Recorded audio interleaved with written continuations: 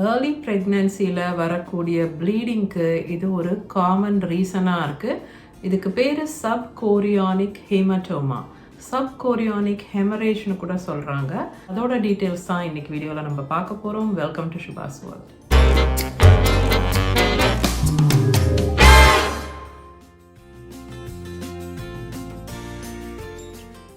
முக்கியமான டிஸ்க்ளைமர், நான் டாக்டர் இல்லை, ஹெல்த் கேர் ப்ரொஃபஷனல் இல்லை.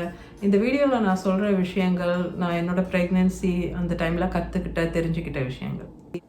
ஏர்லி ப்ரெக்னென்சியில் எஸ்பெஷலி ஃபஸ்ட் ட்ரைமெஸ்டரில் சடனாக ப்ளீடிங், கிராம்பிங், அதாவது வயிறு டைட் ஆகிற மாதிரி இருக்குது அண்ட் அது வலிக்கிற மாதிரி இருக்குது வயிறு, அண்ட் ப்ளீடிங்கும் ஆக ஆரம்பிக்குது அப்படின்னா அது மிஸ்கேரேஜாக இருக்குமோ அப்படின்ட்டு எல்லாருக்குமே பயம் வந்துடும். அது ரொம்பவே நார்மல். எல்லா ப்ளீடிங்கும் மிஸ்கேரேஜ் கிடையாது ஃபர்ஸ்ட் ட்ரைமெஸ்டரில். அது சப்கோரியானிக் ஹீமட்டோமாவாக இருக்கலாம்.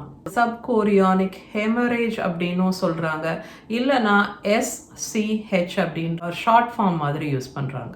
ஸோ இந்த சப்கோரியானிக் ஹீமட்டோமானா என்ன அப்படின்னு கேட்டிங்கன்னா, பேசிக்காக அது ஒரு கலெக்ஷன் ஆஃப் பிளட் கலெக்ட் ஆகி இருக்கு. எங்கே அப்படின்னு கேட்டிங்கன்னா, கோரியானிக் மெம்பரேன் அண்ட் யூட்டரைன் வால் இருக்குல்ல, அதுக்கு நடுவில் பிளட் கலெக்ட் ஆகி இருக்கு பேசிக்காக.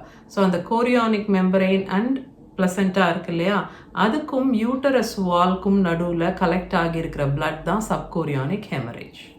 அங்கே ஏன் பிளட் கலெக்ட் ஆகுது, எதனால் இப்படி நடக்குது அப்படின்னு பார்த்தீங்கன்னா, என்ன தியரி சொல்கிறாங்கன்னா, ஏர்லி ப்ரெக்னென்சியில் இம்ப்ளான்டேஷன் நடக்குது இல்லையா, அந்த இம்ப்ளான்டேஷனுக்கு அப்புறம் நம்ம பார்த்தோம் எப்படி அந்த பால் ஆஃப் செல்ஸ் இந்த கிரேட் டிவைட், அந்த ரெண்டாக டிவைட் ஆகி ஒரு பால் ஆஃப் செல்ஸ் பேபியாகவும் இன்னொரு பால் ஆஃப் செல்ஸ் பிளசண்டாவாகும் ஃபங்க்ஷன் பண்ண ஆரம்பிக்குது இல்லையா, மாற ஆரம்பிக்குது, ரைட்? இதெல்லாம் நம்ம ப்ரெக்னென்சி வீக் 3 and 4 வீடியோவில் டீட்டெயில்டாக பேசியிருப்போம் இதை பற்றியெல்லாம். ஸோ உங்களுக்கு வேணும்னா அந்த வீடியோ நான் டிஸ்கிரிப்ஷனில் லிங்க் பண்ணுறேன், நீங்கள் செக் அவுட் பண்ணுங்கள் ஃபார் தீஸ் டீட்டெயில்ஸ்.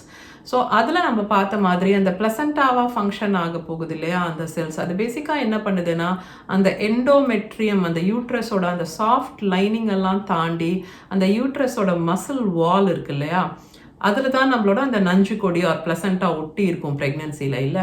ஸோ பேசிக்காக அது ஏன் அங்கே அப்படி ஒட்டி இருக்குன்னா, பிளசண்டாவோட பிளட் வெசல்ஸும் அந்த யூட்டரஸோட வாலில் இருக்கிற பிளட் வெசல்ஸும் ஓப்பன் ஆகி அந்த பிளட் வெசல்ஸ் எல்லாம் அது கனெக்ட் பண்ணுது. அப்படி தான் அம்மாவுக்கும் குழந்தைக்குமான அந்த சர்க்குலேஷன் அந்த சிஸ்டம் ஃபார்ம் ஆகுது பேசிக்காக. ஸோ அந்த ப்ராசஸ் போது ரொம்ப நிறையா பிளட் வெசல்ஸ் ஓப்பன் ஆயிடுச்சு ரொம்ப ஃபாஸ்டானா ஒருவேளை இந்த மாதிரி ப்ளீடிங் ஆகலாம் அப்படின்றாங்க. இது ஒரு தியரி தான். ரெண்டாவது பாப்புலர் தியரி என்னன்னா, அந்த கோரியானிக் மெம்பரேன் யூட்டரைன் வால்ல இருந்து கொஞ்சம் டேர் ஆஃப் ஆயிடுது, பிரிஞ்சிடுது அப்படின்றாங்க. 100% கரெக்டா இல்லையா அப்படின்னு தெரியலை இன்னும். ஒரு இடத்துல நான் படித்தபடி இது ஒரு தியரியாக சொல்கிறாங்க, இதுதான் ரீசனாக இருக்கலாம் அப்படின்ட்டு. பட் நீங்கள் ஜென்ரலாக சர்ச் பண்ண போனீங்கன்னா இதுக்கான காரணம் காஸ் அன்னோன் அப்படின்னு தான் உங்களுக்கு காட்டும். ஓகே, இதுக்கு என்ன சிம்டம்ஸ் இருக்குது இந்த சப்கோரியானிக் ஹெமரேஜ், இல்லை இதை எப்படி கண்டுபிடிக்கப்படுது அப்படின்னு கேட்டிங்கன்னா, சிம்டம்ஸ்னு நீங்கள் பார்த்தீங்கன்னா சில பேருக்கு ப்ளீடிங் இருக்கும் ஏர்லி ப்ரெக்னென்சியில், ரைட்? சடன்னாக அவங்களுக்கு ஃப்ரெஷ்ஷாக ப்ளீட் ஆக ஆரம்பிக்குது, பீரியட் வர்ற மாதிரி கிட்டத்தட்ட, ரைட்? சில பேருக்கு கிளாட்ஸ் கூட, அதாவது கட்டி கட்டியாக கூட ப்ளீட் ஆகலாம். சில பேருக்கு வயிறும் வலிச்சு அதுக்கப்புறமா ப்ளீடிங் ஆகலாம் பீரியட் டைமில் ஆகிற மாதிரியே. ஸோ அப்போ அவங்க ரொம்பவே பயந்துடுவாங்க, இது மிஸ்கேரேஜ் அப்படின்ட்டு. சில பேருக்கு ரொம்ப லைட்டான ப்ளீடிங், அதாவது ஸ்பாட்டிங்னு சொல்லுவாங்க, அந்த மாதிரி ரொம்ப லைட் ப்ளீடிங், இல்லை ப்ரௌன் டிஸ்சார்ஜ் மாதிரி டார்க் ப்ரௌனாக கொஞ்சமாக டிஸ்சார்ஜ் இருக்குது அந்த மாதிரியும் இருக்கலாம். சில பேருக்கு எந்த சிம்டம்ஸுமே இல்லாமல் இருக்கலாம்.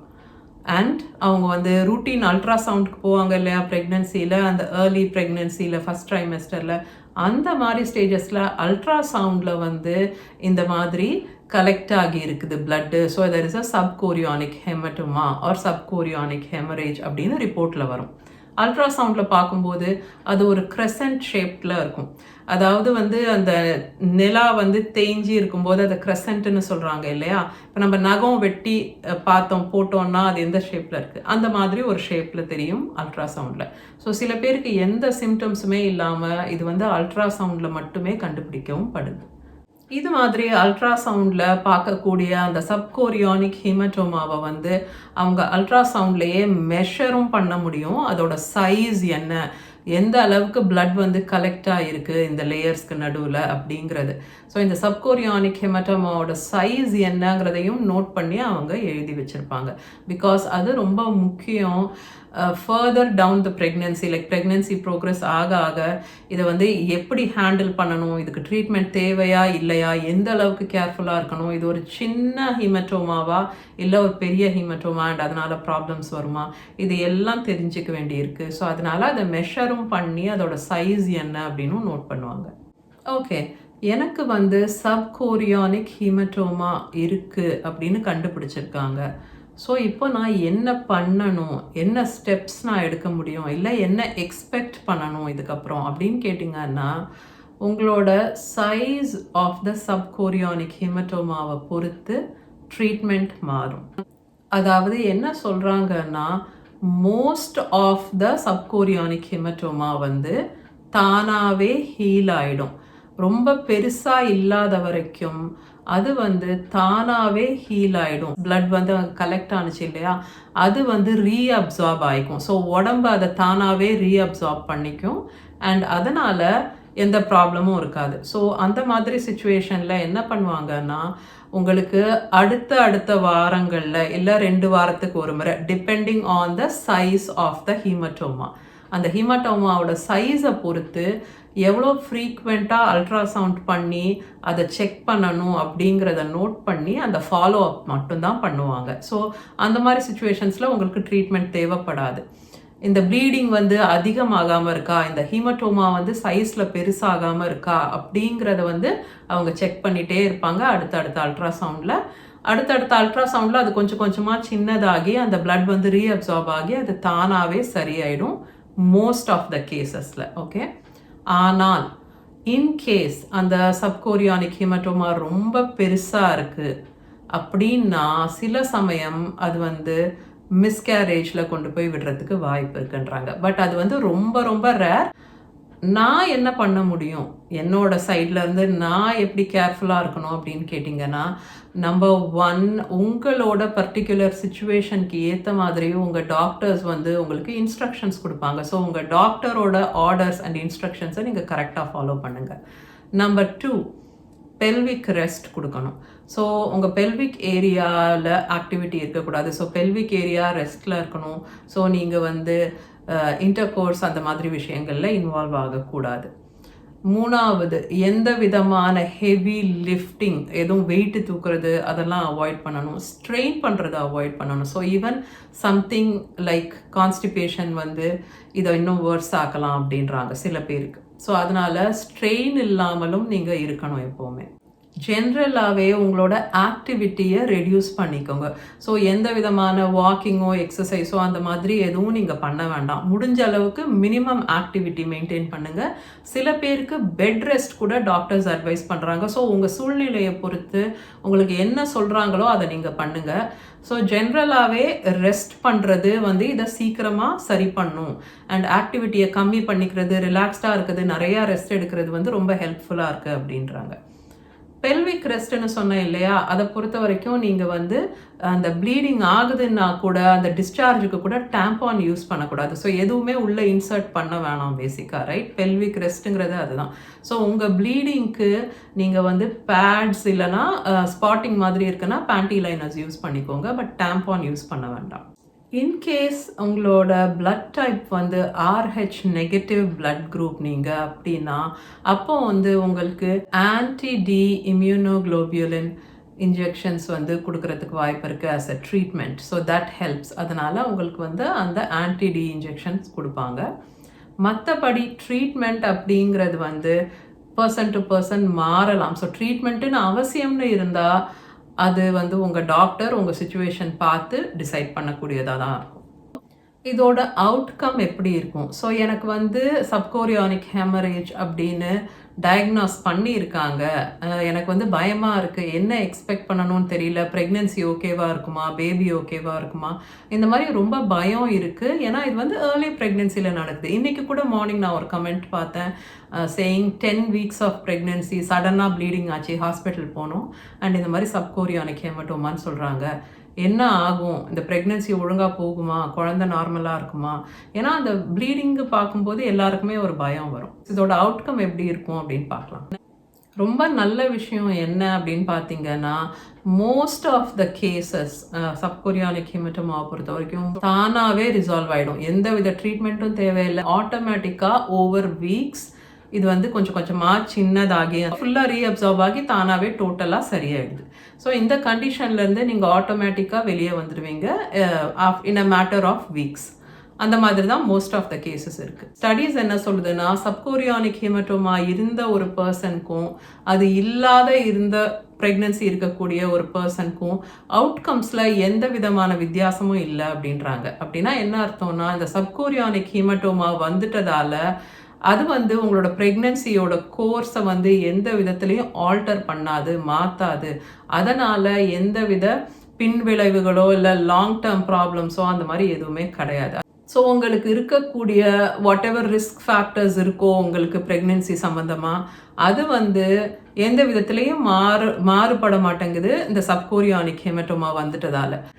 ஆனால் ரொம்ப பெரிய ஹெமட்டோமா இருக்குது, ரொம்ப ஜாஸ்தி பிளட் கலெக்ட் ஆகியிருக்கு, அந்த ஹெமட்டோமாவோட சைஸ் வந்து ரொம்ப பெருசாக இருக்குன்னா அது வந்து சில ரிஸ்க் ஃபேக்டர்ஸை வந்து இன்க்ரீஸ் பண்ணிடுது அப்படின்றாங்க.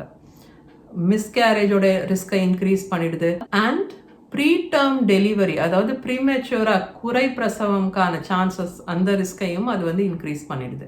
அதே மாதிரி பிளசென்டல் அப்ரப்ஷனோட ரிஸ்கை வந்து அது இன்க்ரீஸ் பண்ணிடுது. பிளசென்டல் அப்ரப்ஷன்னா என்ன அப்படின்னு தெரியாதவங்களுக்கு நான் அதை பற்றி ஒரு வீடியோ போஸ்ட் பண்ணியிருக்கேன் ஆல்ரெடி என்னோட சேனலில். டிஸ்கிரிப்ஷனில் லிங்க் கொடுக்குறேன், நீங்கள் செக் அவுட் பண்ணுங்கள். பெரிய சப்கோரியானிக் ஹெமட்டோமாவாக இருந்தால் மட்டும் அதுக்கு ட்ரீட்மெண்ட் தேவைப்படலாம். ட்ரீட்மெண்ட் உங்கள் வீக்ஸ் ஆஃப் ப்ரெக்னென்சி, உங்கள் மெடிக்கல் கண்டிஷன் அண்ட் உங்கள் ஹிஸ்ட்ரியை பொறுத்து மாறும். Okay, it is very personalised. அது வந்து ஒருத்தருக்கு ஒருத்தர் அந்த ட்ரீட்மெண்ட் அப்படின்னு தேவைப்படும் போது அது ஒருத்தருக்கு ஒருத்தர் மாறும். ஸோ உங்கள் டாக்டர் உங்கள் சூழ்நிலையை பார்த்து டிசைட் பண்ணுவாங்க.